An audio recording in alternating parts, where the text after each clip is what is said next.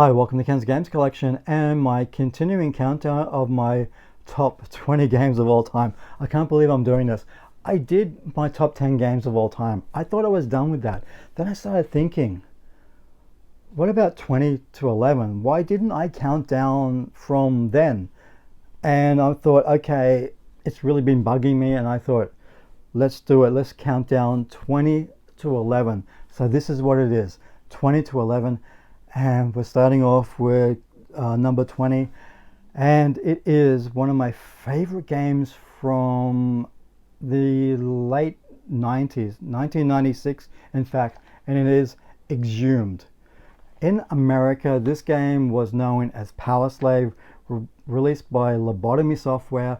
I first played this on the Sega Saturn, then later on the PlayStation, the original PlayStation. Now, what was really interesting about this game is it is set in Egypt. There's a mysterious evil that has been unleashed. It's got kind of the storyline of the Mummy, where they unleashed the Mummy. So, but this is more like an alien, like a life form, and there's a mothership, the Kamali, I think it is, they were called. But you're, to begin with, you're this crack force that is sent in there via helicopter to find out what's going on in Karnak. The helicopter crashes and you're the lone survivor of that, and you fight your way through the first level, which is kind of like a tutorial, and you meet up at the end of the level with the spirit of King Ramses, who bestows on you this quest to free Karnak and all that area. It's pretty much free the world. It was a fantastic game back in the day, and when I was looking to do this series from 20 to 11, I really had to think about what I wanted to present here, and I knew this was going to be in my top 20. Now, I went back and replayed this on PC on an emulator, and I got to admit, it doesn't hold up the way that I remember it. Now, when I played it back in the day, we had the Sega Saturn controller and the original PlayStation controller. It was none of the thumbsticks, the L1, the L3, R3 buttons, you know, to move your characters around, move, look up and down. With this, now this is really funny because when I replayed it was on the PlayStation 4 controller, and I totally forgot about the controls. To look up and down, left and right, you had to hold down, I think it was the triangle button while holding your directional pad to do that sort of stuff. So I'm thinking, does this even warrant being in my top 20 list? But because I had so much fun back in the day, and that was the way that we had to play these games, we didn't have the features we have today, and you know, we just had to learn to use the controller to do that sort of stuff. And I do remember back in the day, I guess I must have struggled to begin with to play it, but when I guess I could say, when I got into used to controls, I didn't have a problem playing through that game. I have so many vivid memories of playing it, especially on the Sega Saturn. Both these games on the Saturn and on the PlayStation, they're a little bit different. I played the first one on the Sega Saturn because I think they might have a time exclusive back then. Graphically, it doesn't match the PlayStation, but I remember it running a hell of a lot quicker than the PlayStation version. To me, when I played on the PlayStation, it just seemed to run a lot slower when you're moving through the environments. One really cool thing that I really loved about this game, and I think anybody else that had the Sega Saturn version of it will attest to this, was there was this bomb boost. It wasn't something that the programmers put in there. It was just an effect.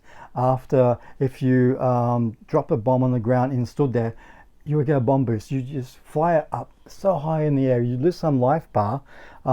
It was just one of those things that was in the game, and the developers thought it would be a great idea to have all these hidden places in the game. I think there was 12 places. There was 12 people that were developing this game, and they thought they'll have all these places where you could go to get these Kenobic jars with the ancient Egypt, when the pharaoh was mummified, there would be like 4 Kenobi jars for the heart, lungs, brain, all that sort of stuff put into these Kenobi jars. So what the developers did, they hid these Kenobi jars throughout the levels with their faces on it. I remember reading this in an interview in one of the gaming magazines back in the day, that I think it was 2 weeks before they were going to get this game, I guess, certified and printed. They worked on putting all these hidden places in the game. Now what you had to do was you had to throw a bomb up to a ceiling or a wall where you could see there was a crack in it. Most of the walls in the game wouldn't explode, but there'd be one or two tiles that looked different, and you knew that you could throw a bomb up there to reveal a secret passageway that led somewhere. Then you had to use the bomb boost to get up there, to go down the passageway to the Kenobi jar where you saw the developer's face on it, and you collected the 12 jars. It was just something that the developers threw in just because of the fact that it's crazy, but because of the bomb boost was a brilliant idea. But in the American version on the Sega Saturn, the Power Slave, they actually had it when you collected all those Kenobi jars, there'd be a mini tank game. We didn't get it here in the PAL territories for some reason. Not too sure why. I think it was the development phase, or I don't know. I really don't know. But it was just one of those crazy little things what the developers did. And I remember reading in an interview saying that once they finished it all, they were super tired and just fell to the floor laughing their heads off, because it was, it's something they put in right at the end. But this game as a first-person shooter was something that really stood out for me. I always had a fascination with Egypt. So that was great. And like I said earlier, that these two versions differ a bit. The main hub in the PlayStation version is different from the Saturn version, and obviously with the limitations of the Sega Saturn, the PlayStation version looks a lot more crisp, more clear, opposed to the Saturn version. But the Saturn did run a lot faster. There was so many, it was kind of like a Metroidvania style of game too. You have your main hub. You would have to go to different areas to get different abilities to the game. That's why I like it to a Metroidvania style of game.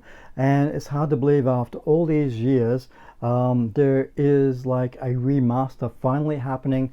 I have seen it's going to come to Steam maybe end of this year, maybe early next year. They're taking the best features from the Sega Saturn and the PlayStation version and combined it together. Like I said, both of these versions do look and play a little bit different from each other, which is really unique for video games, when you think that you get the same port for the Saturn and the PlayStation, but you didn't. You had something a little bit different, and it was like, for me playing it on the PlayStation, it felt fresh. It was really unique. So they're taking that on the PC version. It looks a lot crisper. It looks more like, I guess you could say, a PC version from back in the day. It's not got, it's not really updated graphics. It's more crisper and clearer. So that's going to be really cool. But the controls did, it doesn't play the way it played back in the day, when I guess I was just so used to playing those games without the thumbsticks, which is crazy, but that's the way we had to play it. And that's why Exhumed is in my top 20. It does hold a special place in my heart. It was one of these games that I've always thought of, and I always wanted to see a sequel. And finally we are getting like a remaster, which is cool, and it is just a special game to me. And that's why it's coming at number 20. It is a very unique first-person shooter with a great storyline, lots of stuff going on to save the world, and there also is a good ending and a bad ending in this game. I think the PC version has a different ending when you're on the alien mothership and you have to I think disable a nuclear bomb. You got 10 minutes or 5 minutes to do that. It's totally different from these versions, but there's a good and bad ending. And this one, fantastic game. If you're into your first person shooters from that era, check it out. It's a crazy cover, but it was a great game. Until next time, guys, bye.